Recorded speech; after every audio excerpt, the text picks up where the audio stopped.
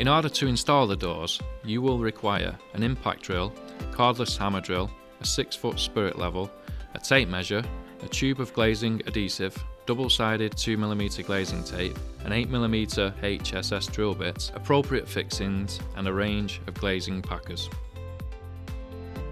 Check the opening where the doors will be going, then check the size of the doors so you know that they fit in the aperture, and also you will know how much tolerance you have to work with.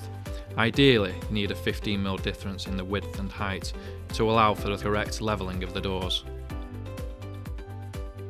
Check the base is plumb and use glazing packers to raise the level if required to achieve a perfect base to work on.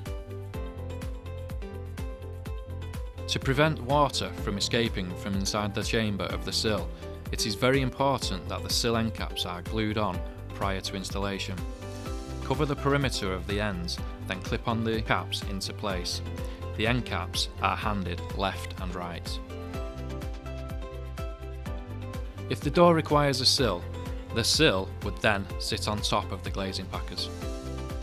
Offer the frame into the aperture, ensuring any glazing packers on the base are not disturbed. If required, use pumps and wedges or packers to temporarily hold the doors in position. With the doors in position, use the spirit level to check that the door is level and plumb within the opening. If you have one, we recommend using a laser level for improved accuracy. Fix the door into position using the necessary fixings and checking the levels as you go. We recommend fixing at 400mm intervals on either side.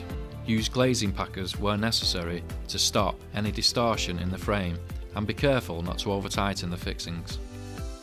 Check the locking side is plumb and level and adjust if necessary, then repeat the fixing process.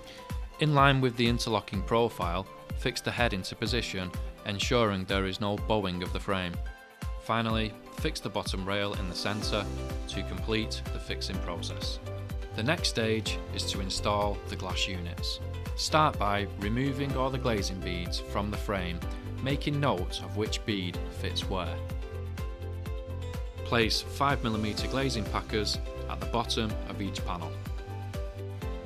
On the interlocking side, cover the internal rebate with a generous amount of glazing silicone. This is required to stop the frame from flexing.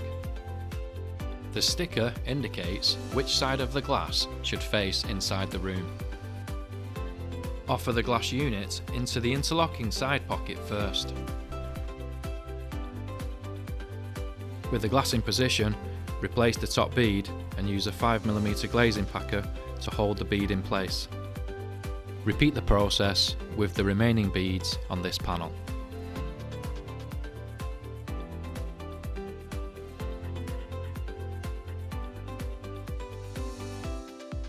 Lock the door into position and then remove the handle by slackening off the screws. Apply the glazing silicone to the inside rebate of the interlocking section.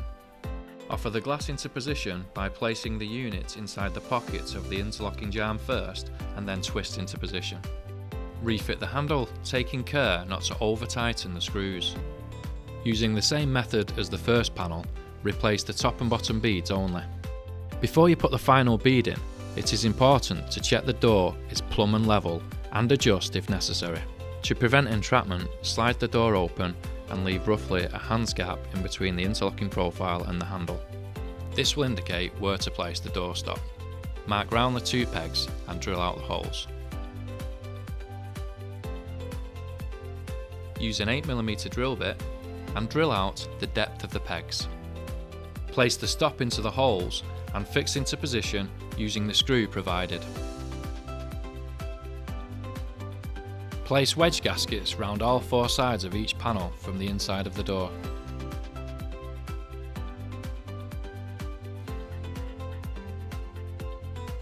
From the outside of the door, place the wedge gasket along the length of both interlocks. The door is now ready to fit the outer frame track cover plates. Start by placing the double-sided glazing tape along all 3 sides of the outer track.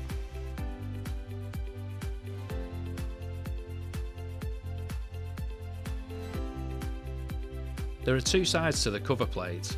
One has a brush pile gasket in and the other doesn't. Remove the film from the tape and put the track cover plate into position with the brush pile facing towards the door. Make sure that the track cover plate is secure and repeat the process on the remaining sides of the frame.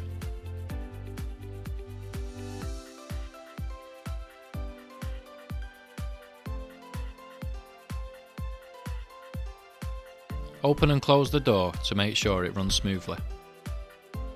These are the drainage hole cover caps, and these simply press into the pre-drilled holes on the outer frame of the bottom track. Your patio door is now installed and ready for use.